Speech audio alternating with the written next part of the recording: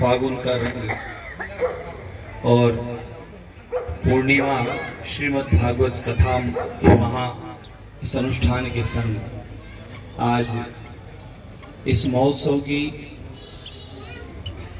जमनेश्वर महादेव के इस प्रांगण में आप सबको बहुत बहुत बधाई।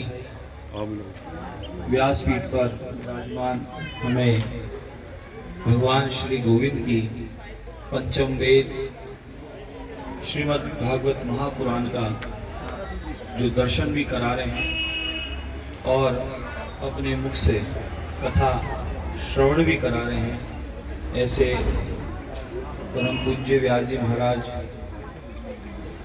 नाम क्या है?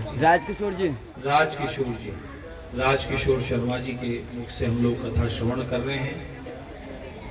इस अवसर पर व्यासपीठ को तो प्रणाम है ही है, और यहाँ स्वयं जो कथा कह रहे हैं देवादिदेव महादेव भगवान वेद व्यास जी महाराज, सुखदेव महामुनि, ये सब मिलकर यहाँ कथा हम सबको श्रवण करा रहे हैं। उनको भी कोटि कोटि प्रणाम, कोटि कोटि धन्यवाद।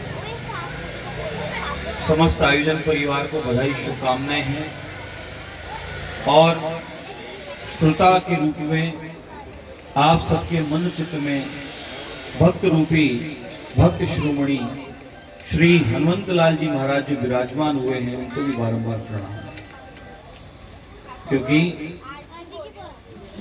राम चरित्र सुनवे को रसिया।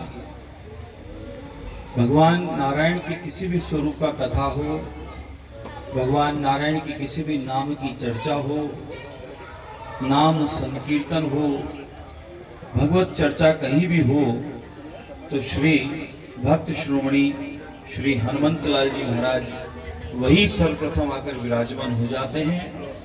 एक तो वह ध्वज के रूप में आते हैं, कोई भी धार्मिक अनुष्ठान होता है तो ध्वज आता है आगे, तो ध्वज में कौन है? ध्वज यानी हनुमान जी महाराज। हनुमान जी का एक अवतार ध्वज अवतार है।